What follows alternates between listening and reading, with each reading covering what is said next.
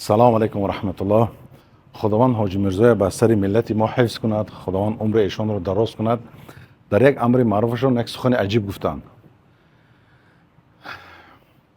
یک تنه دادن، تنه نه، یک مردم تکان دادن. گفتن که اکثر شما قرآن رو درست گشوده نمیتونید. گفتن یک تکان دادن که ما بیدار شویم.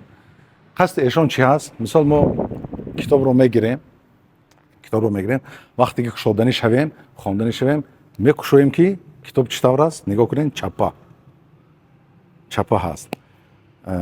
برای که درست کشویم باید از این طرف، از طرف راست کشوید که بعد درست میشود. ایشون قصدشون همین بود که اکثر شما گفتن کتاب رو درست کشوده نمیتونه، یک تکان دادن. چرا این طور میشود که ما کتاب رو چپا میکشویم؟ همه ما میدونیم که خطی تاجیکو کریلی هست که از طرف چپ کشوده میشود و از طرف چپ نوشته میشود. و این خدا لعنت کند ارمی سرخ را که به زمینی ما احتلال در آمد و اجداد ما رو کشت و خط ما رو تغییر داد. یعنی یک ضربه سخت به ملت ما رساند. یعنی شما میگید که خط رو عوض کرد، این چه جوری ضربه سخت؟ نه برادرها، اینو وقتی که خط رو که عوض کردن، یعنی ما رو از اصل خود جدا کردن. یعنی از تاریخ خود ما جدا شدیم، از قهرمان خود ما جدا شدیم. اکثری نورسانی تاجیک رو از الان میپرسید تاریخ اسماعیل سامانده رو نمیدونن. از صدرالدین عینی سر کرده و فردوسی قهرمانان رو کم میشناسن، یا تاریخشان رو نمیخونن یا کتاب‌های آنها رو نمیخونن، زیرا که خط آنها فارسی بود. اصل ما در پیش فارسی بود. برای همین ملت ما کوچک نبود. ما صاحب دولت بودیم، ما صاحب عزت بودیم، ما صاحب دولت پیشرفته بودیم. ما یک سیستم داشتیم، تاریخ داشتیم، قهرمان داشتیم. همین وقتی که خطی فارسی رو از ما که تغییر دادن، عوض کردن، ما از اصل خود دور شدیم.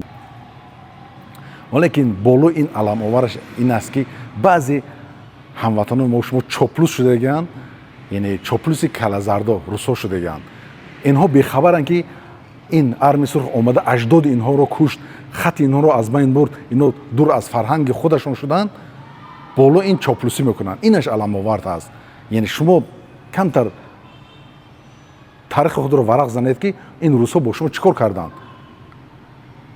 باور کنید، خداوند هدایت کند این بعضی هموطنان بالو این چاپلوسی این کله‌زردا شده اند.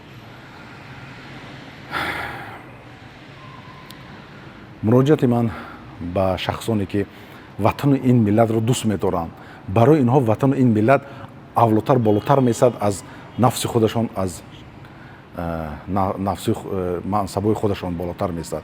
با آنها مراجعت می‌کنم که ما کی به اصل خود برمیگردیم، کی به خط فارسی خود برمیگردیم. ما به خط خود برگشتن یعنی ما به تاریخ خود پیوست می‌شویم، به قهرمان خود پیوست می‌شویم. چطور گفتم این نسل این ملت کوچک نبودن، اینا بزرگ بودن. لیکن ما رو در حال حاضر یک شخصان مردکار با مردکار میشناسن. برای همین ما باید به خط خود، به اصل خود برگردیم.